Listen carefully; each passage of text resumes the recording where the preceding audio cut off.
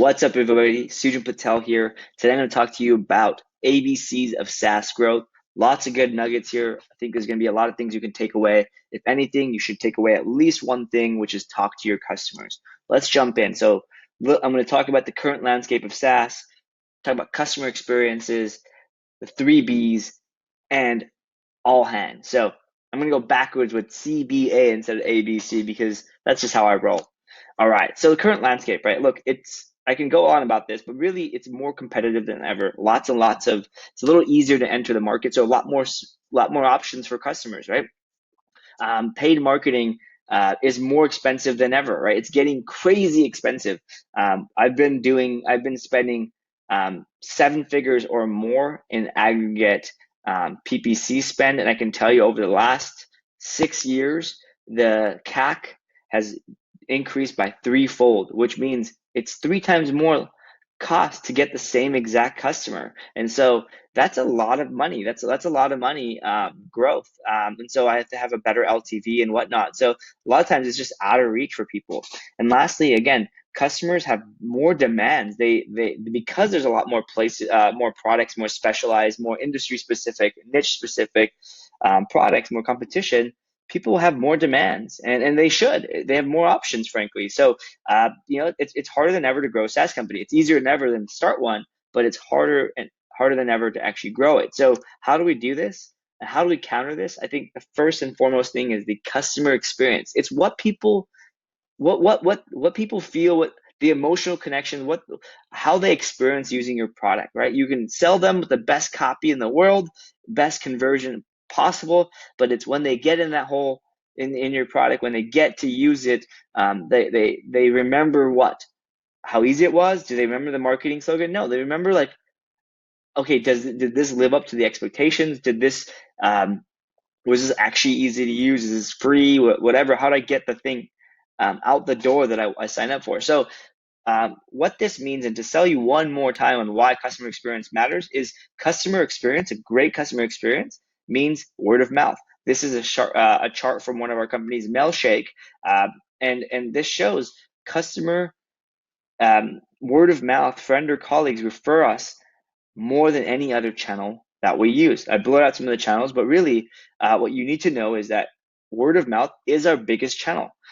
So what can we do to kind of facilitate that? It's really having a very big focus on customer experience. Like, how do people end up using your product? Are they happy with it? Are they just content? Like, what is the experience that people have? So let's talk about ways to kind of make your product and your customer experience better. So first and foremost, make your competitors' weaknesses your strengths. And what I mean by this is, like, if a competitor doesn't have a feature, or let's say, for Mailshake, our competitors were too complex or too hard to use, and they're expensive. This is not me making this up. This is me reviewing all of our competitors' reviews on G2 Crowd, Capterra, GetApp, and whatnot. And that's why we built our Mailshake product to be simple and easy to use, and also low cost compared to those guys. So number 2 is optimize your first user experience. The first thing that user sees is how they end up remembering your product. So if they see a clunky flow or whatnot, they're less likely to come back. They're more likely to churn. And again, they're just not super happy. They're not satisfied. Number 3, your onboarding emails shouldn't be all about you. Now, this is the number one mistake I see people make when they're actually writing onboarding emails. And here's an example. This is a competitor of ours, Apollo. Apollo.io is very similar to Mailshake, and they're cold email outbound sales tool.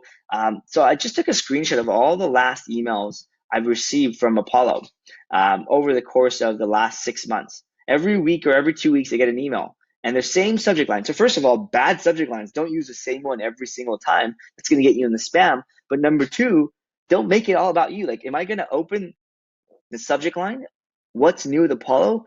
After about 3 months, I'm going to forget what the heck Apollo is. And you're going to have to sell me on what the heck, on why I should open it. And frankly, if your drip email series is new features, you're missing out on the why you should use it. So here's an example. So we did the same thing. So I'm going to call myself out. Right Inbox, when we first bought this company, all of our emails are all about how to use our awesome features, like how to set goals, how to or how to add notes, how to send an email, how to schedule, all the awesome things. But what if people weren't ready to use our product? What if people need a little bit more selling, education to be a little bit more convincing to actually purchase? So we made a change. We changed it from how to use our product, how to use different features, to how to be more productive with your emails, and all educational information on how to actually, write emails to get replies. What's the best time of the day? When to automate your emails. A little bit of a couple of features and little hidden things that you can get from Gmail. And this, again, making this educational resulted in a 23% increase in sales. So by not making it about us, we actually got our customers to open our emails and get more value. And by providing more value, we provided a better customer experience. So now on to the 3 Bs. So be helpful. This is a very, very helpful, very, very small thing. It doesn't actually require too much. So going back to Mailshake, our customers' biggest problem isn't how to use our software. In fact, 50% of our customers churn because they were not successful in selling customers, leveraging our software. They weren't successful in closing more deals, enough deals to justify this. They moved on from outbound sales as a strategy. So what can we do to make them more successful? Let's help them write better copy. So first and foremost, what we did was we manually reviewed people's campaigns, and we found out like subject lines that had less than 5 words, short emails. We found out like 15, 20 different things that made people more successful. And we created first, we had manual reviews so people can we can give one-to-one feedback, but we found ourselves saying the same things, the same 20, 30 things every time. So we baked this into our product. So this is an example of our email analyzer. It's free for every user. You don't have to be a customer. It's free for anybody. But Mailshake customers also got it in the app. But we created a micro tool completely outside of it.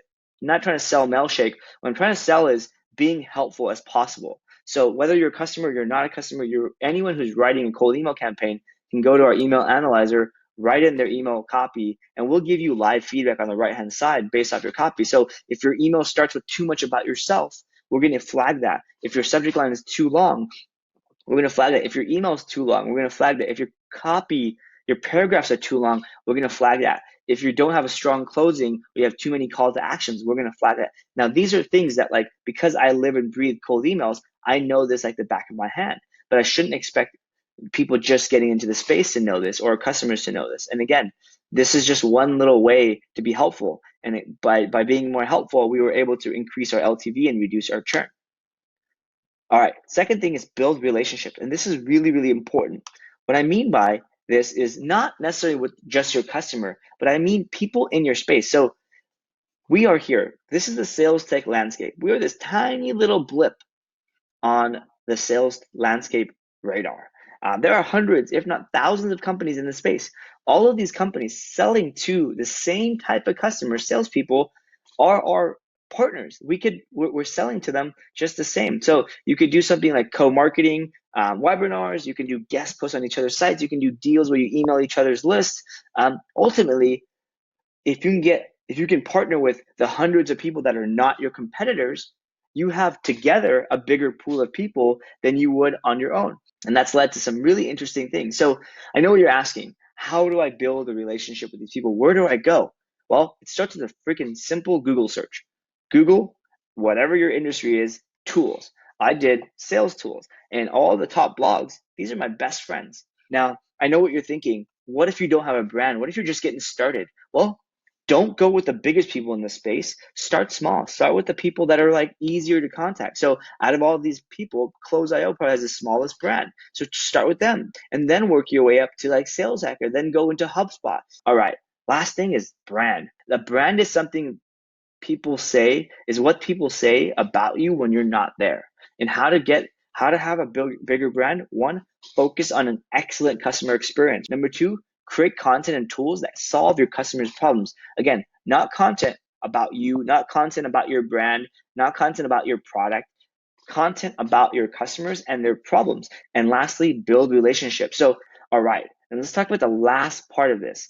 all hands on deck. What does that mean? It means everyone on the team should be talking to customers. This is an example from our CTO, Colin Matthews at Mailshake, talking to customers. So he likes to be on Twitter.